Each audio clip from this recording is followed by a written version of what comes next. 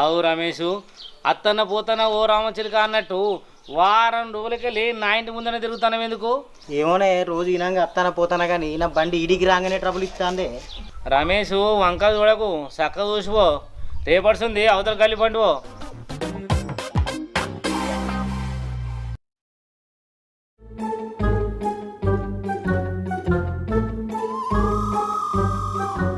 దీన్ని ఇట్లే ఇరిచి పెడితే ఎవరి పాలన అవుతుంది, నా ఆస్తి మొత్తం పోతుంది, నా నోట్లే మన్ను పడుతుంది.